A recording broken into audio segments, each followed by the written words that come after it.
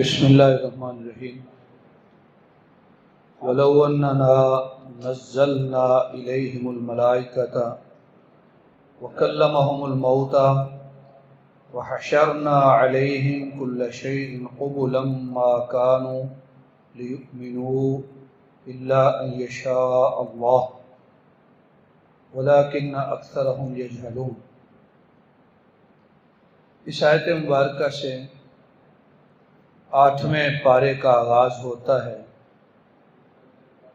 آج اللہ کی توفیق سے نماز تراویح میں 8واں پارہ پڑھا گیا۔ اللہ تعالیٰ سنانے والے اور سننے والوں کی طرف سے اپنی بارگاہ میں قبول فرمائے۔ پہلی آیت مبارکہ میں ارشاد باری تعالیٰ ہے، اگر ہم ان کی طرف فرشتے اتار دیتے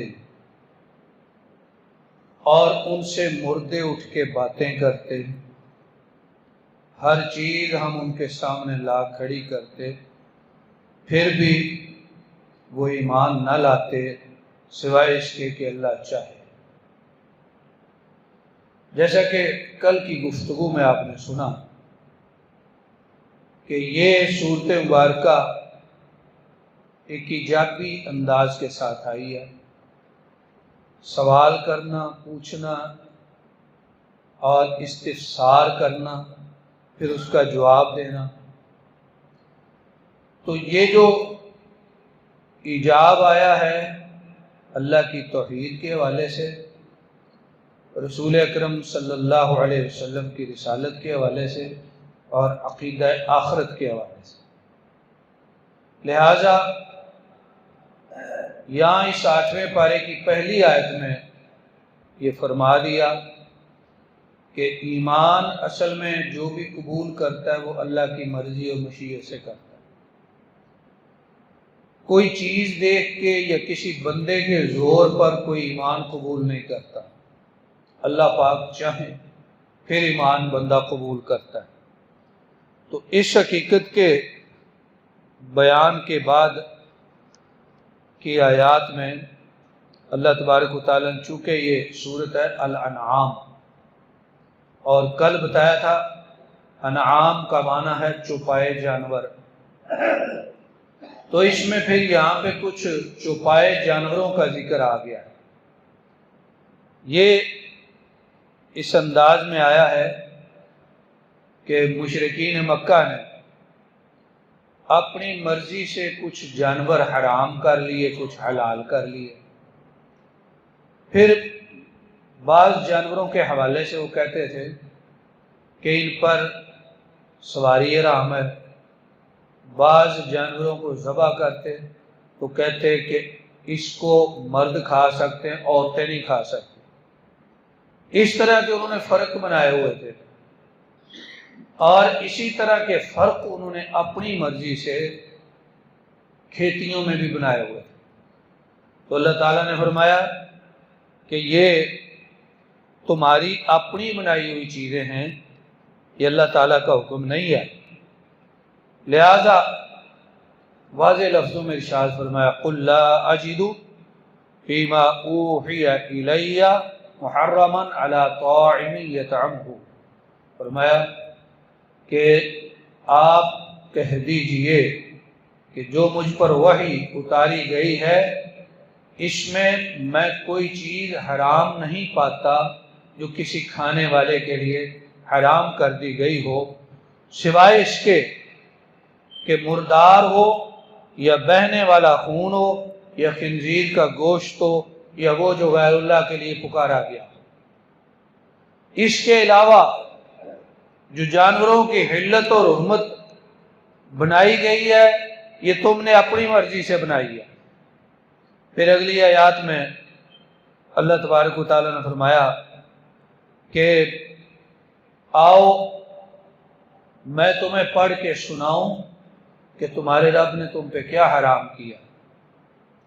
یہ جو ارشاد ہے اس کے بعد 10 احکام ہیں، ان کو احکام عشرہ بھی کہا جاتا ہے، ان کو وصایا عشرہ بھی کہا جاتا ہے۔ پروردگار عالم کی 10 وصیتیں۔ حضرت ابن مسعود رضی اللہ تعالیٰ عنہ سے مروی ہے کہ یہ 10 وصیتیں جو قرآن میں ہیں یہ تورات میں بھی ہیں، انجیل میں بھی ہیں، اور قرآن پاک میں ان کا بیان بعد میں بھی آتا ہے، سورۃ بنی اسرائیل میں اور دیگر صورتوں میں بھی۔ تو کسی جگہ پر ان سے چند احکام زیادہ بھی ہیں، تو یہ وصایا عشرہ کہلاتے ہیں، اللہ کی 10 نصیحتیں، 10 وصیتیں۔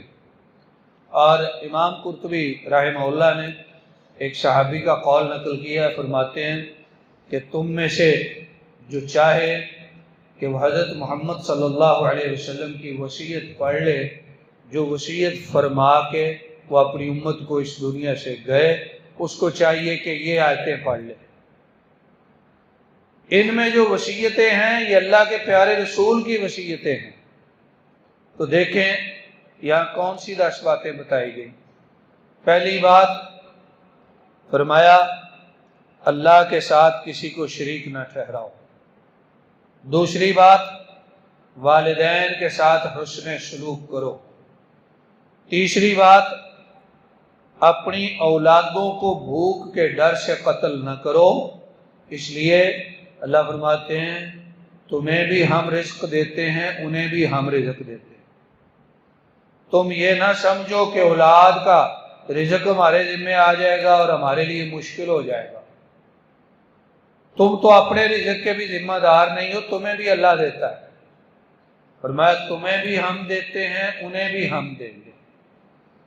اگلی بات فرمائی کہ بے حیائیوں کے قریب نہ جاؤ، چاہے وہ کھلی ہوں یا چھپی ہوں۔ اگلی بات فرمائی کہ کسی جان کو ناحق قتل نہ کرو۔ یہ ہیں 5 باتیں۔ ان 5 کے بعد فرمایا ذالکم وصاکم بہ لعلکم تعقلون، اللہ تمہیں نصیحت فرما رہا ہے تاکہ تم عقل مند بن جاؤ۔ پھر فرمایا 6ٹھی بات یتیم کے مال کے قریب نہ جاؤ۔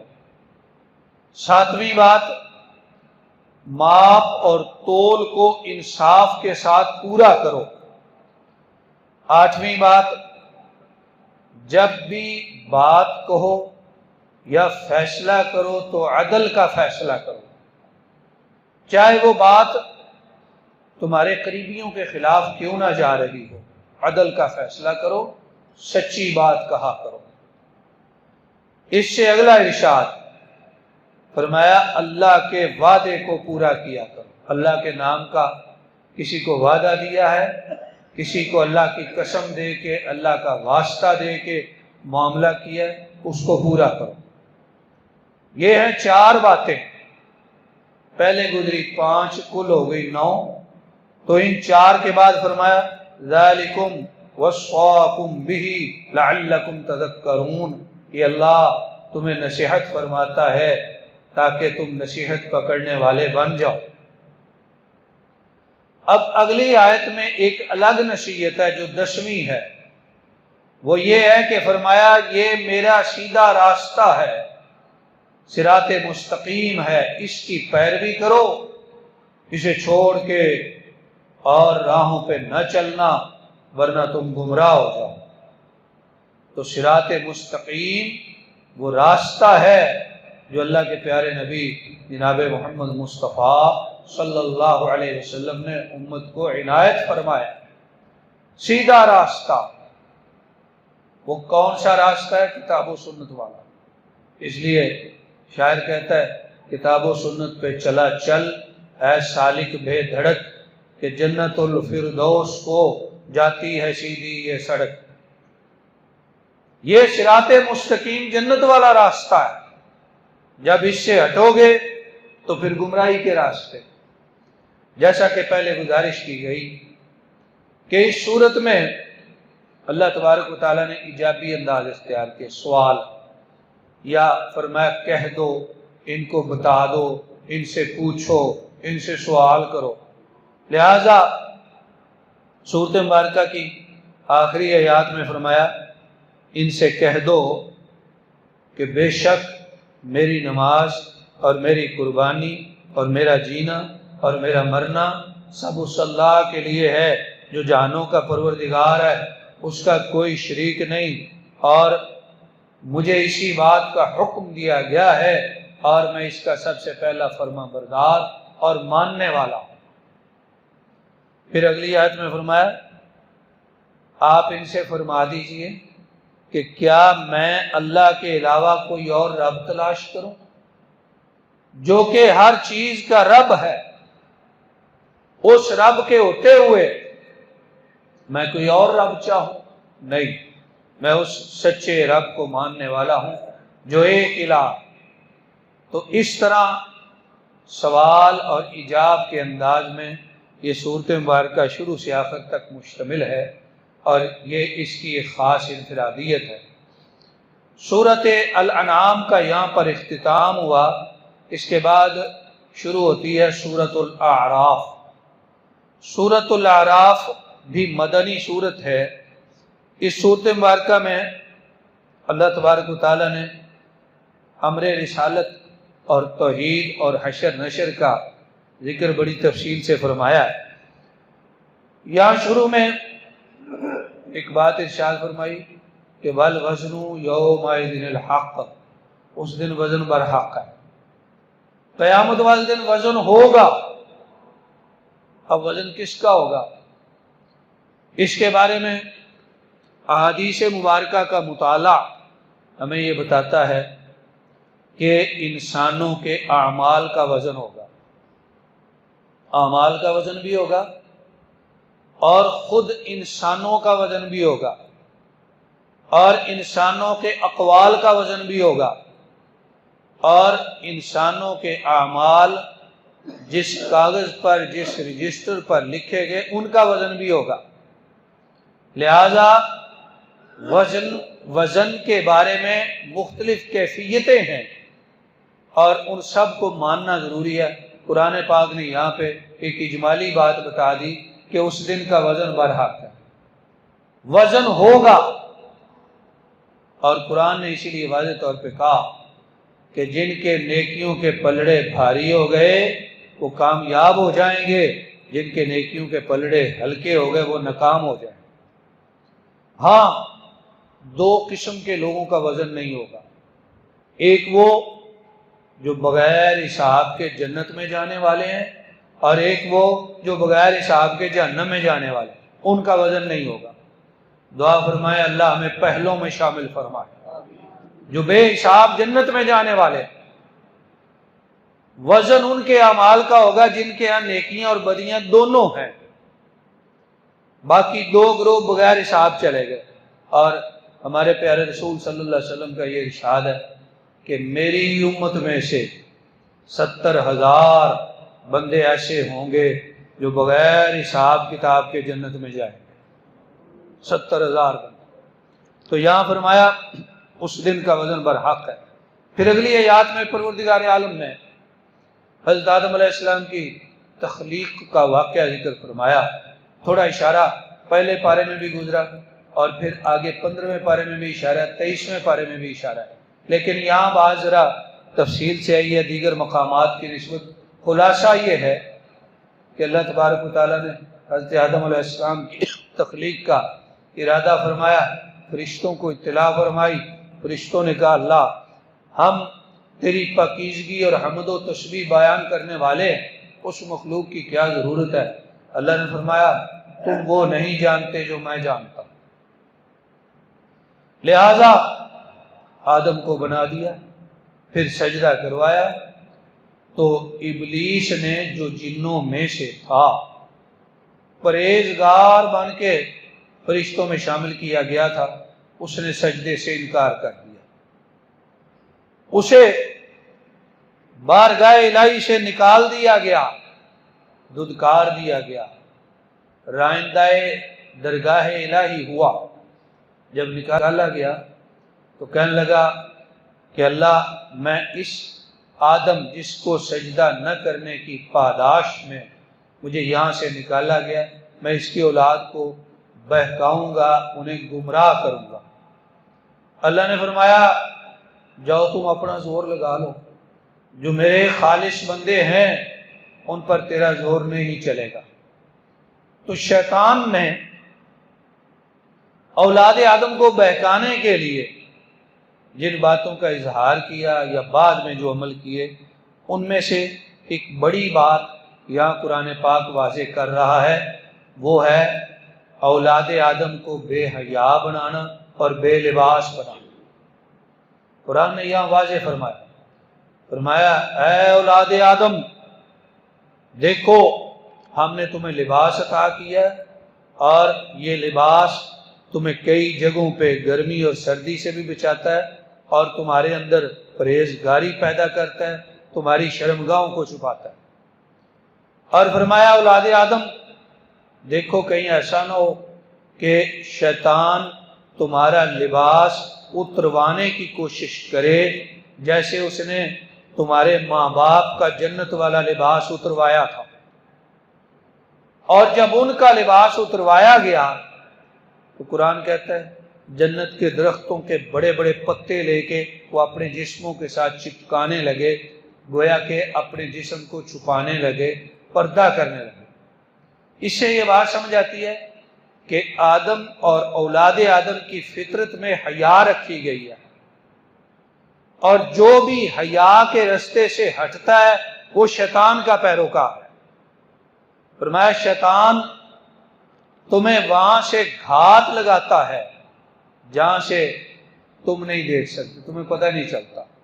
اسی لیے رسول اکرم صلی اللہ علیہ وسلم نے خاص دعا سکھائی، فرمایا جب تم بیت الخلاء میں جاؤ نا، اس سے پہلے دعا پڑھو کہ اللہ میں خبیث جنوں اور جننیوں سے تیری پناہ چاہتا ہوں کہ وہاں انسان بے لباس ہوتا ہے، ننگا ہوتا ہے، اور یہ خبیث جن اور جننیاں اور شیطان کے چیلے، حضور نے فرمایا یلعب بمقاعد بنی آدم، یہ بنو آدم جب ننگے ہوتے ہیں تو یہ ان کے ساتھ کھیلتے ہیں اور انہیں بے حیائی پہ آمادہ کرتے ہیں۔ اس لیے دعا سکھائی کہ پہلے دعا پڑھنے۔ تو یہاں پہ لباس اور پردے کے حوالے سے بڑی تاکید فرمائی گئی۔ پھر آگے اللہ تعالیٰ نے ایک مثال بیان فرمایا کہ جو کافر لوگ ہیں وہ جنت میں نہیں جائیں گے، حتیٰ یلج الجمل فی سم الخیاط، حتیٰ کہ سوئی کے نکے سے اونٹ گزر جائے۔ ارشاد گرامی کا مقصد یہ ہے کہ جس طرح سوئی کے نکے سے اونٹ کا گزرنا محال ہے، اس طرح کافر کا جنت میں جانا محال ہے، نہیں جائے گا۔ پھر اگلی آیات میں اللہ تبارک و تعالیٰ نے یہاں تذکرہ فرمایا کچھ اصحاب جنت کا، کچھ اصحاب جہنم کا، اور اس کے درمیان میں ذکر آ گیا اصحاب الاعراف کا، جس کے نام پہ ہے سورۃ الاعراف۔ اعراف کیا ہے؟ جنت اور جہنم کے درمیان ایک مقام ہے، وہاں پہ وہ لوگ رکھے جائیں گے جن کی نیکیاں اور بدیاں بالکل برابر ہوں۔ اب نہ وہ جنت میں جا سکتے ہیں نہ وہ جہنم میں جا سکتے ہیں، بالکل برابر۔ وہ لوگ کون ہیں؟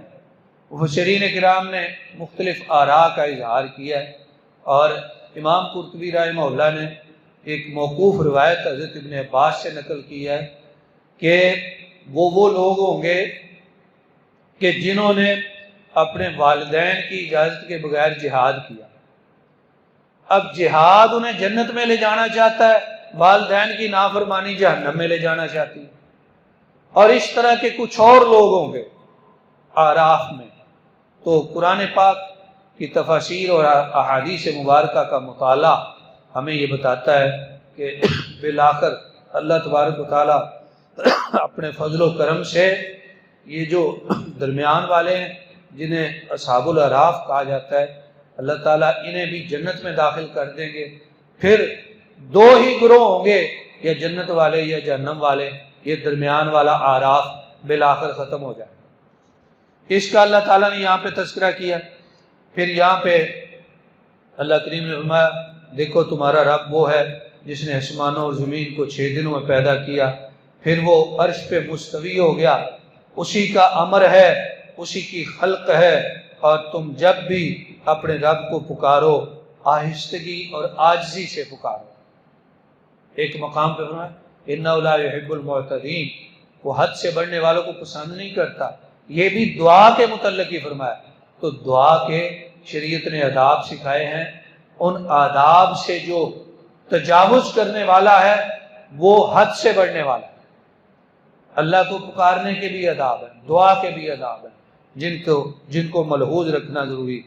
फिर अगली आयत में अल्लाह तबारक तआला ने यहाँ पे एक रुकू में जिक्र फरमाया हज़रत नूह अलैहिस्सलाम और उनकी कौम के मुकालमे का, और फिर कुछ तज़किरा फरमाया हज़रत सालेह अलैहिस्सलाम और उनकी कौम के मुकालमे का।